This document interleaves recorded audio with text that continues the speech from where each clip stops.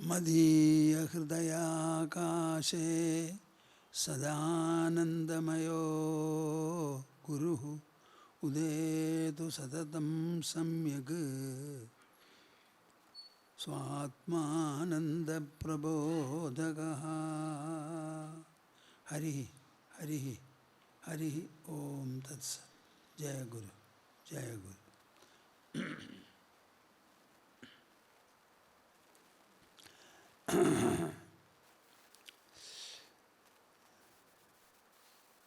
ഭാരതജനനിയുടെ സത്പുത്രന്മാരെ, സത്പുത്രിമാരെ,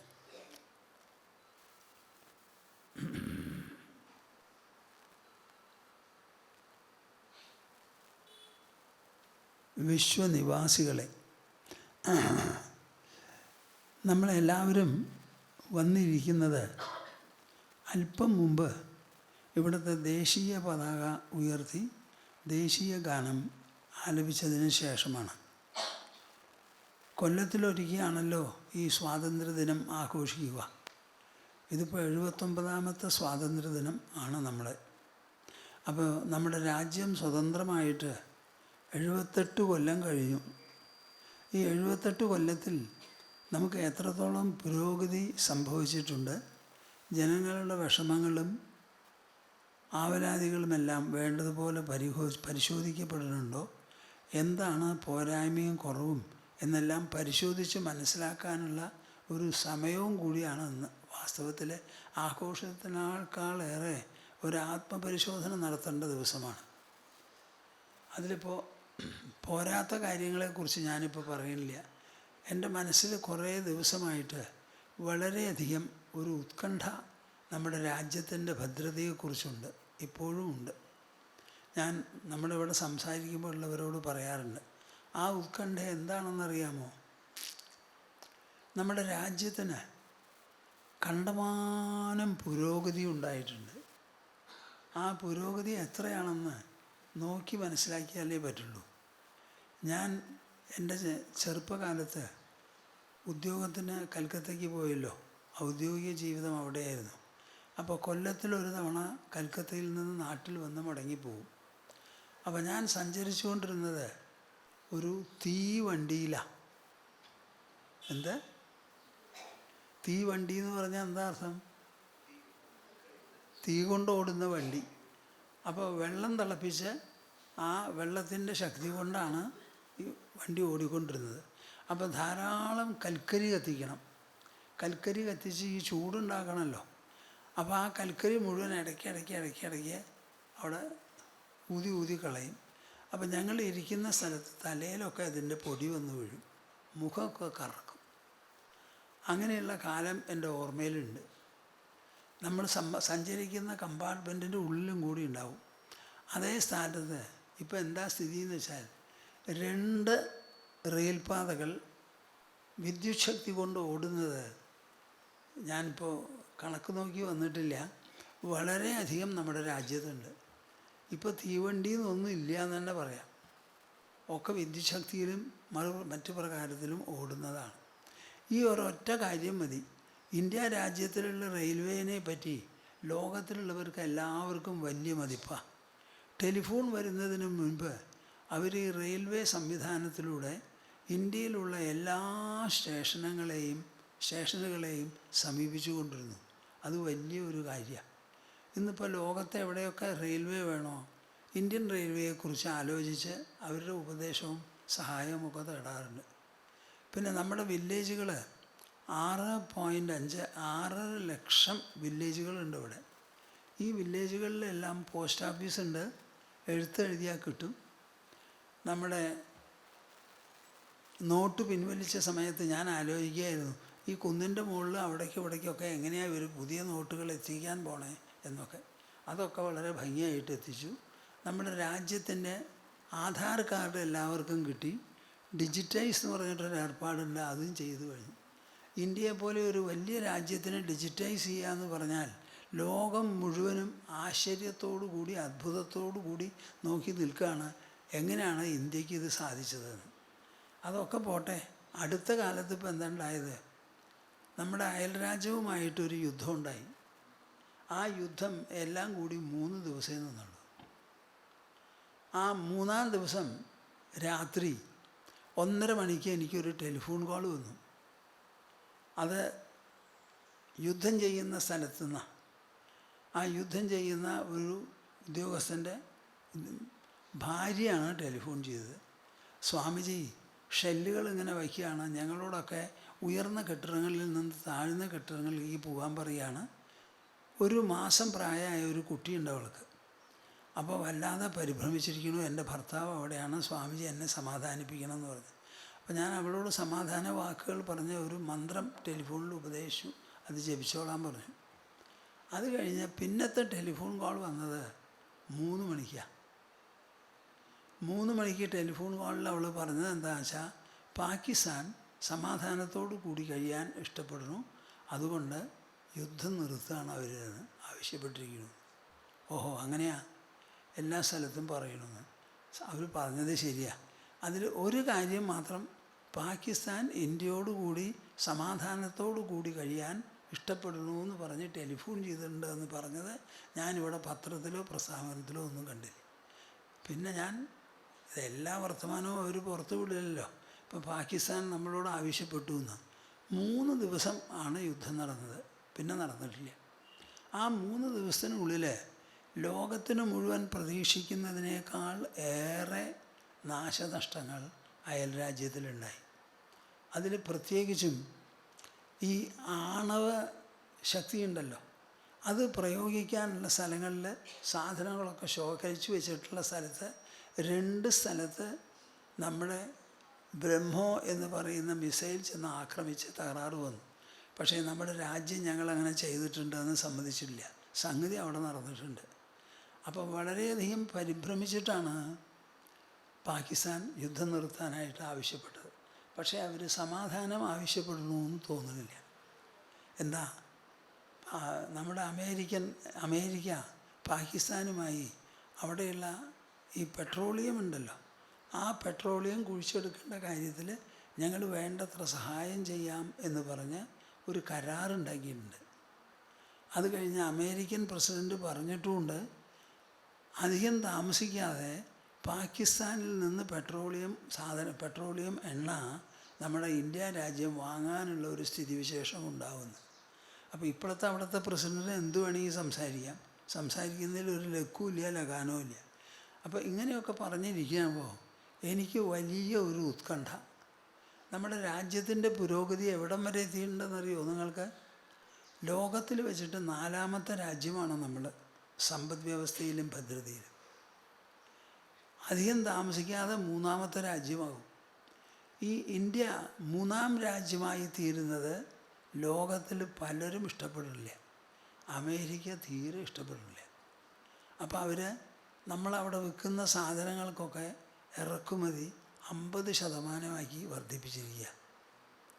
അപ്പോൾ 50% ഇറക്കുമതി കൊടുത്താൽ നമ്മുടെ ഉൽപ്പന്നങ്ങൾ അവിടെ കൊണ്ടുപോയാൽ വാങ്ങി വിൽക്കുമ്പോൾ വില കൂടുമല്ലോ, വയ്ക്കില്ല എന്ന് പറഞ്ഞിട്ട് ഇനിയും ചിലതൊക്കെ ചെയ്യുന്നതാണ് പറഞ്ഞിരിക്കുന്നത്. അപ്പോൾ എൻ്റെ മനസ്സുകൊണ്ട് ഞാൻ ആവശ്യപ്പെടുന്നത് എന്താണെന്ന് വെച്ചാൽ, ഈ അമേരിക്കയിൽ നിന്ന് എന്ത് ഭീഷണി ഉണ്ടായാലും നമ്മുടെ ഇന്ത്യ രാജ്യം തല കുനിക്കരുത് എന്നാണ് എൻ്റെ അഭിപ്രായം. അവർ തല കുനിക്കാതെ നിൽക്കണം. ഈ അമേരിക്ക ഒരു രാജ്യം മാത്രമല്ല ലോകത്തിൽ. അവരുടെ ഭീഷണിയിൽ കഴിയാൻ നമുക്ക് സാധിക്കില്ല. ഇന്ത്യ ഒരു വലിയ രാജ്യമാണ്, ഒരുവിധം വലിയ രാജ്യമാണ്. നമുക്കും പ്രകൃതിയുടെ ആനുകൂല്യങ്ങളും സമ്പത്തുകളുമൊക്കെ ഉണ്ട്, വിഷമങ്ങളുണ്ടെങ്കിലും. പക്ഷേ ഇവിടെ ഞാൻ കാണുന്നത് എന്താണെന്ന് വെച്ചാൽ, നമ്മുടെ രാജ്യത്തിന് ഒരു കെട്ടുറപ്പില്ലാതെ ആയിരിക്കുക.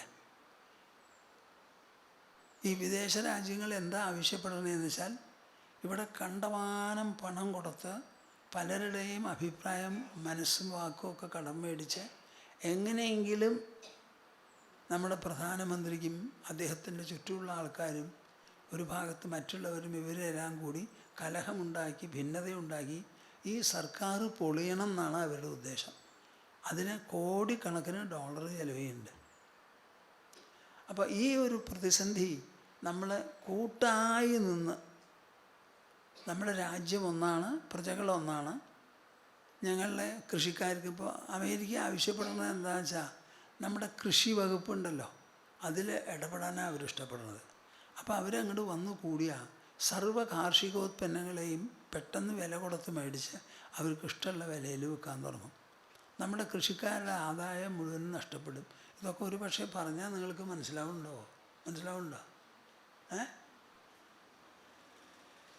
നമുക്ക് നമ്മുടേതായ ഒരു സമ്പദ് വ്യവസ്ഥയും സമ്പ്രദായങ്ങളും രീതികളും ഒക്കെ ഉണ്ട്.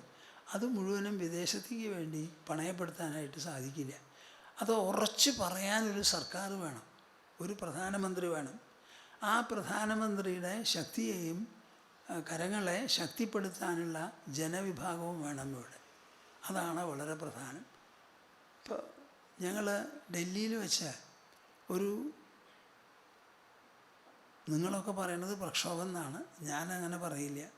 ഞാനൊരു സമാധാന യാത്ര സംഘടിപ്പിച്ചു ജന്തർ മന്ദിറിലേക്ക്. അപ്പോൾ അന്നത്തെ 10-200 ആൾ കൂടുതലുണ്ടായിരുന്നു. എല്ലാവർക്കും അതിശയം തോന്നി. അപ്പോൾ നമ്മുടെ മുദ്രാവാക്യം എന്തായിരുന്നു എന്ന് വെച്ചാൽ, പാർലമെൻറ്റ് ശരിക്കും നടക്കണമെന്ന്. നമ്മൾ പാർലമെൻറ്റിലെ അംഗങ്ങളെ തിരഞ്ഞെടുത്ത് പറഞ്ഞയക്കുന്നത് അവിടെ പാർലമെൻറ്റിൻ്റെ പ്രവർത്തനം സുഗമമായിട്ട് നടത്താനാണ്. പക്ഷേ ഇവർ പോയാൽ അവിടെ ചെയ്യണത് എന്താണെന്ന് വെച്ചാൽ നടപടി തന്നെ നിർത്തിവെക്കുക. പാർലമെൻറ്റ് പിരിഞ്ഞു എന്നും കേൾക്കണത് ഇതാ. അപ്പോൾ അവിടെ രാജ്യത്തിൻ്റെ സ്ഥിതിവിശേഷങ്ങൾ പരിഗണിച്ച് പല ബില്ലുകളും പാസ്സാക്കാനുണ്ടാകും, പല തീരുമാനങ്ങൾ എടുക്കാനുണ്ടാകും. അത് സമാധാനപൂർവ്വം ചർച്ച ചെയ്ത് തീരുമാനിക്കേണ്ടതാണ്.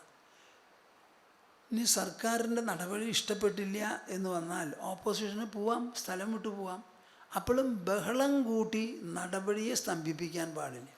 അപ്പോൾ പാർലമെൻറ്റിന് നടപടിയെ സ്തംഭിപ്പിച്ചാൽ ഓരോ മണിക്കൂറിനും അനവധി കോടി ഉറുപ്പിക മുടക്കിയിട്ടാണ് ഈ പാർലമെൻറ്റ് നടത്തുന്നത്. മനസ്സിലാവുമല്ലോ നിങ്ങൾക്ക് പറഞ്ഞത്? 1 മണിക്കൂർ പാർലമെൻറ്റ് നടക്കാൻ ഇപ്പം എൻ്റെ കയ്യിൽ കണക്കില്ല, ഞാൻ കൊണ്ടുവന്ന് തരാം. എത്രയോ കോടി ഉറുപ്പിക ചിലവാണത് 1 മണിക്കൂർ അത് നടത്തണമെന്നുണ്ടെങ്കിൽ. ആ നടപടി അങ്ങോട്ട് നിർത്തിവെച്ചാൽ അവരെഴുന്നേറ്റ് നിന്നോട്ടെ, സംസാരിച്ചോട്ടെ, എതിർപ്പ് രേഖപ്പെടുത്തിക്കോട്ടെ. ആ എതിർപ്പിന് വിലയുണ്ടെങ്കിൽ അത് അംഗീകരിക്കപ്പെടും, വിലയില്ലെങ്കിൽ ഭൂരിപക്ഷ പ്രകാരം അത് തോൽപ്പിക്കപ്പെടും. അങ്ങനെയാണല്ലോ തിരഞ്ഞെടുത്തപ്പോൾ തന്നെ അത് തീർച്ചയായിട്ടില്ലേ. പക്ഷേ നമ്മൾ വിശ്വാസത്തോടു കൂടി തിരഞ്ഞെടുത്ത് പറഞ്ഞയക്കുന്നത് അവിടെ കൂറുകൊള്ളിക്കാനല്ല, അവിടെ നടപടി സ്തംഭിപ്പിക്കാനല്ല. നടപടിയെ സുഗമമായി മുമ്പോട്ട് കൊണ്ടുപോയിക്കൊണ്ട് എന്ത് വേണമെങ്കിൽ മെമ്പർമാർ ചെയ്തോട്ടെ. ഇതായിരുന്നു നമ്മുടെ മുദ്രാവാക്യം. അപ്പോൾ അന്ന് അതിന് ഒരു ഫലം ഉണ്ടായി കാണും. പിന്നെ ഞാൻ ഡൽഹിക്കാരനല്ലല്ലോ, ഇവിടത്തുകാരനാണല്ലോ. ഞാനൊരു സന്യാസി ഇങ്ങനെയുള്ള കാര്യങ്ങളൊന്നും ചെയ്യുന്ന ലോകത്തിലാരും പ്രതീക്ഷിച്ചിട്ടുണ്ടാവില്ല. പക്ഷെ നമ്മളങ്ങനെ പോയി. അപ്പോൾ ഞാൻ നിങ്ങളോട് പറയണത് എന്താണെന്ന് വെച്ചാൽ, നമ്മുടെ രാജ്യത്തിൻ്റെ ഒരു ഭദ്രത നമ്മൾ മുറുകി പിടിച്ച് ഈ വിദേശ രാജ്യങ്ങളിലെ എന്തെല്ലാം ഭീഷണികളോ ഈ ഇടങ്കോലിട്ട് മനുഷ്യരെ മനസ്സും വായുമൊക്കെ കടം മേടിച്ച് പണം കൊടുത്ത് അത് പലതും നടക്കുന്നുണ്ട്. അതൊക്കെ മനസ്സിലാക്കി നമ്മുടെ രാജ്യത്തിനെ ശക്തിപ്പെടുത്താനുള്ള ഒരു ചിന്താഗതിയാണ് ഇവിടെ ഭാരത പ്രജകൾക്ക് എല്ലാവർക്കും വേണ്ടതെന്നാണ് എനിക്ക് പറയാനുള്ളത്. ഞാൻ ഭാരതത്തിൽ ജനിച്ചു വളർന്നു, ഇവിടെ തന്നെ ശരീരം വിടാൻ ഇഷ്ടപ്പെടുന്ന ഒരു പൗരനാണ്. ഞാൻ ഭാരതത്തിൽ ജനിച്ചതുകൊണ്ടാണ് ഒരു സന്യാസിയായത്. സന്യാസി ആയതുകൊണ്ടാണ് ഈ നല്ല കാര്യങ്ങളെക്കുറിച്ച് സംസാരിക്കുകയും ജനങ്ങളെ പറഞ്ഞ് ധരിപ്പിക്കുകയും ചെയ്യുന്നത്. കുടുംബ ബന്ധവുമില്ല, വരുമാന മാർഗങ്ങളുമില്ല, എല്ലാം വിട്ട് തെരുവിൽ നിന്ന് തെരുവ് മാത്രം ആശ്രയം എന്ന് പറഞ്ഞ് ഞാൻ പുറപ്പെട്ടത് ഏതാണ്ട് 70 കൊല്ലം മുമ്പാണ്. ആ 70 കൊല്ലമായിട്ട് ഞാൻ, നിങ്ങൾക്ക് മുഴുവൻ മനസ്സിലായി എന്ന് വരില്ല, എല്ലാ സ്ഥലത്തും പോയി സംസാരിക്കുന്നതും എഴുതുന്നതും. ഞങ്ങൾക്ക് 3 മാസികകളുണ്ട്. ഒന്ന് ഹിന്ദിയും, ഒന്ന് ഇംഗ്ലീഷും, ഒന്ന് മലയാളവും. അത് നമ്മുടെ ആശ്രമത്തിൻ്റെ മുഖപത്രമാണ്. അപ്പോൾ അതിലൂടെയും പുസ്തകങ്ങളിലൂടെയും സംസാരത്തിലൂടെയും ഒക്കെ ജനങ്ങളെ ഈ കാര്യങ്ങൾ പറഞ്ഞ് മനസ്സിലാക്കണം. ഈ അധ്യാത്മ സ്ഥാപനങ്ങളെക്കുറിച്ച് ഹൈക്കോടതിയിലെ ഒരു ജഡ്ജി പറഞ്ഞത് എന്താണെന്ന് വെച്ചാൽ, ജനങ്ങളുടെ മനസ്സാക്ഷി സൂക്ഷിപ്പുകാരാണ് ആശ്രമങ്ങളെന്ന്. ജനങ്ങളുടെ മനസ്സാക്ഷി സൂക്ഷിപ്പുകാരാണ് എന്ന് പറഞ്ഞിരിക്കുന്നു. അപ്പോൾ ഞങ്ങൾക്ക് അങ്ങനെ ഒരു സ്ഥാനവും കൂടിയുണ്ട്. അപ്പോൾ ഈ സ്വാതന്ത്ര്യ ദിനത്തിൽ എനിക്ക് വളരെ ഉത്കണ്ഠയോടുകൂടിയാണ് ഞാൻ നമ്മുടെ രാജ്യത്തിനെക്കുറിച്ച് ഇപ്പോൾ സംസാരിക്കുന്നതും ചിന്തിക്കുന്നതും. എന്നും പത്രത്തിൽ നോക്കും, എല്ലാം വായിക്കില്ല, ആവശ്യമുള്ളത് വായിക്കും. വളരെ വിഷമമുള്ള കാര്യങ്ങളാണ്. പക്ഷേ നമ്മുടെ ഈ പാർലമെൻറ്റിലുള്ള അംഗങ്ങൾ എന്തിനു വേണ്ടി അവിടെ പോയിരിക്കണോ ആ കാര്യം നടത്താതെ ഇരിക്കുന്നത് വലിയ ഒരു തെറ്റും പരാജയവുമാണ്. ഈ സ്വഭാവം നമുക്ക് മാറണം. അവിടെ പൊക്കോട്ടെ, അവർ ചർച്ച ചെയ്തോട്ടെ, പറയാനുള്ളത് പറഞ്ഞോട്ടെ, സ്പീക്കറുടെ അധ്യക്ഷതയിൽ നടത്താനുള്ളത് നടത്തും. പക്ഷേ അവിടെ ബഹളം കൂട്ടി പാർലമെൻറ്റിൻ്റെ നടത്തിപ്പ് തന്നെ സ്തംഭിപ്പിച്ച് ഇടയ്ക്കിടയ്ക്ക് പിരിഞ്ഞു പോകാതെ ആ നിർത്തി എന്ന് പറഞ്ഞ് പോകുന്നൊരു സമ്പ്രദായം നമ്മുടെ രാജ്യത്തിന് ഒരിക്കലും ശ്രേയസ്കരമല്ല. ഇത് വളരെ വലിയ ഒരു ജനാധിപത്യ പരാജയമാണെന്ന് എന്നാണ് എനിക്ക് പറയാനുള്ളത്. അതിനേക്കാളൊക്കെ മേലെ ആണ് ഇപ്പോൾ ഈ രാജ്യത്തിൻ്റെ ഭദ്രത. 4-ാം സ്ഥാനത്ത് നിന്ന് 3-ാം സ്ഥാനത്തേക്ക് കയറാൻ പോവുക എനിക്ക് തോന്നുന്നു. നിങ്ങൾക്കറിയാമോ, ഏപ്രിൽ, മെയ്, ജൂൺ, ജൂലൈ ഈ 4 മാസങ്ങളിൽ നമ്മുടെ രാജ്യത്തിൻ്റെ GST പിരിവ് 8 ലക്ഷം ഉറുപ്പികയിൽ കൂടുതലാണ്. ഒരു മാസത്തിൽ 2 ലക്ഷത്തി ചില്ലാനം ഉറുപ്പിക. അപ്പോൾ 12 മാസത്തിൽ എത്രയായി? 24 ലക്ഷമായി. ഈ GST എന്ന് പറയുന്നത് എന്താ? ഉൽപ്പന്നങ്ങൾക്കും കച്ചവടങ്ങൾക്കും സാധനങ്ങൾ മേടിക്കുമ്പോൾ കൊടുക്കുന്നതായ നികുതി ഉണ്ടല്ലോ, ആ നികുതി ജനങ്ങൾ കൊടുക്കുന്ന നികുതിയുടെ കാശാണ് ഈ പറയുന്നത്. നമ്മുടെ ദേശീയ ബഡ്ജറ്റിൻ്റെ ചിലവ് എത്രയാണെന്നറിയോ നിങ്ങൾക്ക്? 34 ലക്ഷം. ആ 34 ലക്ഷത്തിൽ 24 ലക്ഷവും GST ആയിട്ട് കിട്ടിയെന്ന് പറഞ്ഞാൽ ഇന്ത്യ എവിടേക്ക് പോയപ്പോൾ? ഇനി ആദായ നികുതി വേറെ, വ്യവസായ സ്ഥാപനങ്ങളുടെ വലിയ കമ്പനികളുടെ ആദായ നികുതി വേറെ. അപ്പോൾ നമ്മുടെ രാജ്യം വളരെ വലിയ വളർച്ചയിലാണ്. നമ്മുടെ വളർച്ച 6.5 ഇപ്പോൾ ഒരു കൊല്ലത്തിൽ. അത് മിക്കവാറും 7 എന്ന് വെച്ചാൽ വലിയ വളർച്ചയായി. 6.5%. അപ്പോൾ ഇത്രയും വളർച്ചയുള്ള ഒരു രാജ്യത്തെ കണ്ണുകടിക്കുക എന്ന് പറയില്ലേ, അതാണ് ഇപ്പോൾ കണ്ണുകടിയാ നമുക്ക് നേരിടേണ്ടത്. അത് നേരിടാനുള്ള ഒരു മനസ്ഥിതിയും ഒരു വിശ്വാസവും ഒരു ഐക്യവും നമ്മുടെ രാജ്യത്തിലില്ല, വളരെ കുറവാണ്. അതുണ്ടാവണം. ഇതിപ്പോൾ ഞാനിവിടെ നിന്ന് പറഞ്ഞതുകൊണ്ട് എന്താവുമെന്ന് ചോദിച്ചാൽ, എൻ്റെ മനസ്സിലുള്ള തോന്നലിനൊരു ശക്തിയുണ്ടല്ലോ. ഞങ്ങളെപ്പോലെയുള്ളവർ ചിന്തിക്കുമ്പോൾ അതിനൊരു ശക്തിയുണ്ട്. അതുമാത്രമല്ല, 2 ആളോടോ 4 ആളോടോ 10 ആളോടോ 100 ആളോടോ പറഞ്ഞാൽ അത് വലിയ ഒരു തീപ്പൊരിയാണ്, കാട്ടുതീ പോലെ. അതെങ്ങനെയാണ് വളരുകയെന്ന്? അലഹബാദിൽ ഇന്ത്യക്ക് സ്വാതന്ത്ര്യം കിട്ടണമെന്ന് പറഞ്ഞ് ഒത്തുകൂടി ചർച്ച ചെയ്യാൻ വിരലിലുണ്ടാവുന്ന ആൾക്കാരെ ഉണ്ടായതുള്ളൂ. അവരാണ് തീരുമാനിച്ച് ഇന്ത്യ രാജ്യം സ്വതന്ത്രമാവണമെന്ന്.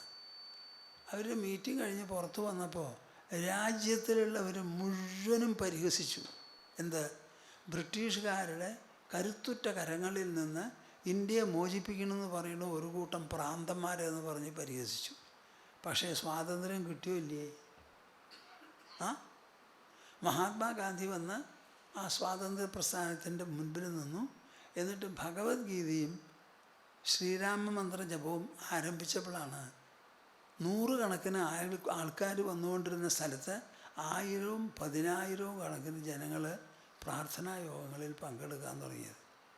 അദ്ദേഹം എന്നും ഭഗവത്ഗീത വായിക്കും. രഘുപതി വിരാജകവ രാജാറാം പതീത പാവന സീതാറാം ഇതും പറയും.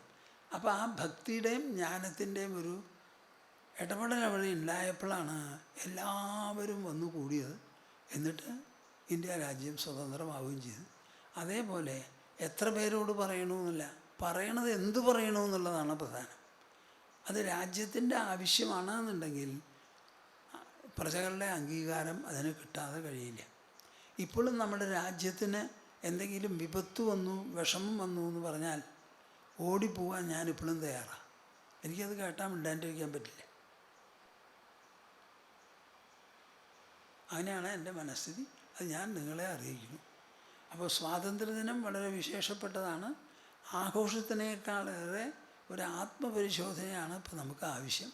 എന്നിട്ട് രാജ്യത്തിൻ്റെ വളർച്ചയെ കൂടുതൽ സഹായിക്കാനും രാജ്യത്തിൽ ഭദ്രത ഉണ്ടാക്കാനും വേണ്ടിയുള്ള ഒരു ചിന്താഗതി നിങ്ങളുടെ എല്ലാവരുടെയും മനസ്സിൽ ഉണ്ടാവട്ടെ. ഞാൻ മനസ്സായ എല്ലാവരെയും ആലിംഗനം ചെയ്ത് അനുഗ്രഹിക്കുന്നു. നിങ്ങൾക്കൊക്കെ നല്ല കുട്ടികൾ കുടുംബത്തിൽ തുടർച്ചയായിട്ട് ജനിക്കണം. അവരൊക്കെ പഠിക്കണം, കേമന്മാരാവണം. എല്ലാവർക്കും കുടുംബസ്നേഹം വേണം, സമാജസ്നേഹം വേണം, ഈശ്വര വിശ്വാസം വേണം. നല്ല പോലെ പഠിച്ച് സമർത്ഥരായി രാജ്യത്തിൻ്റെ ഉൽപ്പന്നങ്ങൾ GDP എന്ന് പറയും. അതിന് സംഭാവന ചെയ്യാനും സാധിക്കണം. അപ്പോൾ നമ്മുടെ രാജ്യവും ലോകവും നന്നാവും. ശരി.